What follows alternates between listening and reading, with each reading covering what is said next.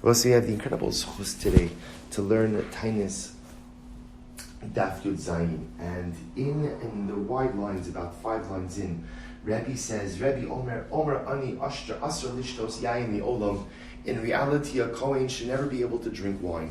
And again, what Rebbe was highlighting was the idea that the Beis Hamikdash is going to be rebuilt, and the Kohanim, we don't necessarily know which order are the Mishmaros going to follow, the old order, the new order, what part of the order are we up to, who's going to be summoned for Avoda immediately. So essentially what Rebbe says is that all Kohanim have to be prepared to go ahead and go in for the Avoda immediately upon the restoration of the Beis Hamikdash. And as such, Rebbe says really Kohanim shouldn't drink wine because they have to be in this constant and perpetual state of preparedness. But then Rebbe says, but what should I do? Shetakanaso kilkalaso. That the very remedy of the Kohanim is in the destruction of the Beis Hamikdash. And Rashi explains that what Rebbe is saying is, it's been so long since we've had a Beis Hamikdash, and Rashi says the words L'shema yibane lo chayshinon, which literally translated is, we're not choshesh, we're not worried that the Beis Hamikdash is going to be rebuilt. And chas v'shalom that Rebbe would be saying such a thing like that. We're not worried. Of course, we know the Beis Hamikdash is going to be rebuilt. We understand this. We yearn and pine every single day. So perhaps what Rebbe is saying is really that originally Rebbe thought like this. I thought that the Kohanim all have to be in a state of preparedness because the Beis Hamikdash is going to be rebuilt. Everything's going to happen so quickly. There's going to be confusion. Bahala, who's going to... And then Rebbe said, I realized the godless of HaKadosh Baruch Hu is that there's a seder. There's an order to everything. There's an order to everything in this world. And there's going to be an order as to how the Ribono Shel Olam rebuilds his Beis Hamikdash. And it's not going to just be suddenly, it's here, and all Kohanim show up for duty, and no one's going to know what to do. There's a seder. There's a seder. There's an order to how the Ribono Shel Olam runs his world. There was an order to how the Beis Hamikdash was going to be destroyed, and there will be an order as to how it is rebuilt. Nothing with the Ribono Shel Olam happens with massive confusion. There's always a seder. So Rebbe says, Kohanim, drink your wine. And when the Beis Hamikdash comes, the Ribono Shel Olam will tell us what the proper seder is for the restoration of the Avoda. But I think so number one, Rebbe teaches us seder, which is such an important yesod. There's a seder, there's an order for everything. Sometimes things happen in life. HaKadosh Baruch Hu visits circumstances upon us and we don't understand them. And they look so random.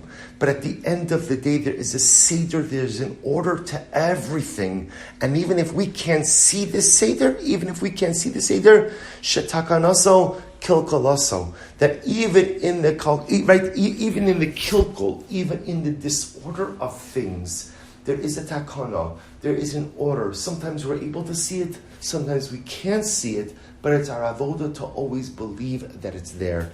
But I think that there's another beautiful lesson in these words, shetakanaso kilkalaso, that sometimes the greatest tikkun in life, sometimes the greatest growth, the greatest tikkun, the greatest fixing comes from the kilkul, comes from the disruption, comes from the disintegration, comes from the mistakes in life. If you think about it, I think for most of us, our greatest moments of growth, our greatest moments of aliyah, did not come on the heels of some dramatic accomplishment, but more often than not, the greatest moments of takana, the greatest moments of tikkun, the greatest moments of elevation, really flow from the greatest moments of kilkul, from the greatest moments of deconstruction, of degradation, of failure, of falling, of missteps, because that's the nature of life. Sometimes we have to hit rock bottom in order to be able to lift ourselves up. Sometimes we have to fail miserably in order to be inspired to lift ourselves up and to engage in dramatic growth. And that's what Rebbe, those words, shetakanaso kilkalaso, that sometimes the greatest tikkun comes from the greatest kilkul. Sometimes the greatest growth stems from the most dramatic failure. And this has to be a source of chizuk for us, because often in life, in moments of kilkul, in moments of failure, we often give up. We throw up our hands, we throw in the towel, and we say, you know what? I keep making this mistake. This is the 10th time I've done this today. Right? And sometimes we experience yesh, we give up on ourselves. But Rebbe teaches us that when we find ourselves in the depth of kilkul, in the depths of despair because of missteps and mistakes, we should find the chizuk to remind ourselves shetakanaso kilkulaso. That sometimes in the moments of greatest failure is when we have the opportunity to experience the greatest tikkun.